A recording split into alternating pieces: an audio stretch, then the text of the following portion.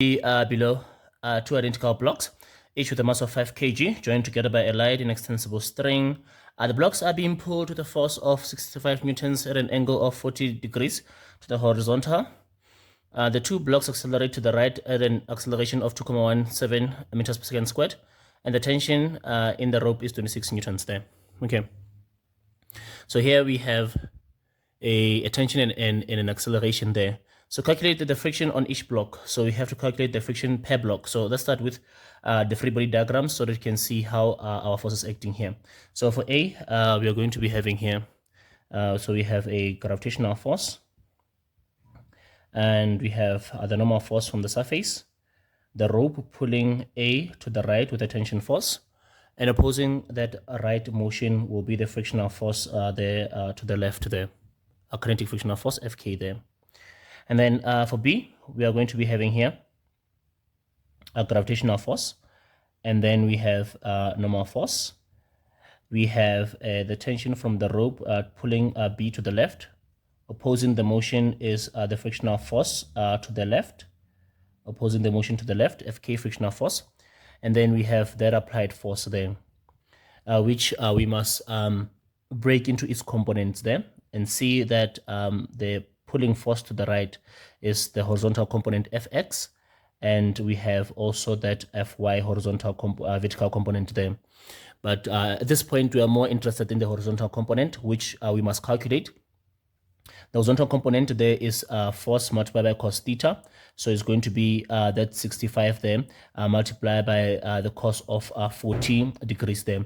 Let's see how much this is. So we have 65 cos 40, and we have here 49.79 49.79 newtons as the horizontal component there. Okay, now let's calculate the frictional forces there. Let's see.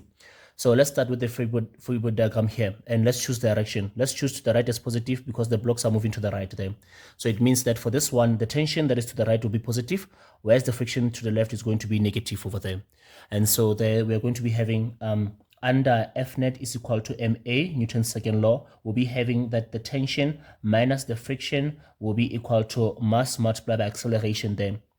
Remember, we have the tension there given to us as 26 minus the friction. This is what we are trying to calculate. And then the mass is 5 with an acceleration of 2.17 there. And then now let's have here 26 minus that friction. Simplify over here. 5 multiplied by 2.17. 5 multiplied by 2.17. Let's see. What do we have here? We have here 10.85 there. Now let's transpose the 26 over to that side there so that we can be left with that friction. So we have negative friction here is equal to 10.85. That 26 comes over to the side, it becomes negative, so it becomes minus 26. Now here we have negative frictional force. So what do we have here? We have that 10.85 minus 26. Now let's see what's our answer. Our answer is 15.15 for that there. And then it's negative there, by the way. And then we divide here by negative, divide here by -1, so that we can have the friction as positive. And then on the right hand side, we also have a positive answer, 15.15 newtons there. That's what we get for the friction for A there. Now let's go to B. Now for B, we look at the free body diagram for B. And what we see there is we have that horizontal component to the right, and then to the left we have the tension force, and then also to the left we have the frictional force is equal to mass multiplied by acceleration there. So here for Fx we have 49.79 minus the tension force that we have of 26 minus the frictional force that we are trying to calculate is equal to the mass of 5 multiplied by an acceleration given of 2.17 there.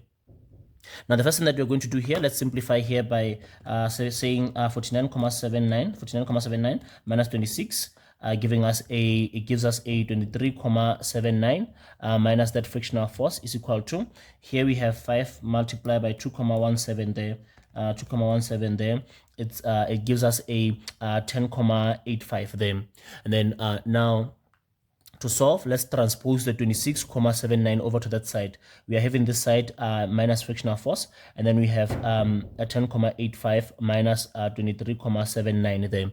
And then let's see from the calculator, what do we get there? We have 10.85 minus 23.79. It's giving us a, so we have a negative Fk. It's giving us a 12.94.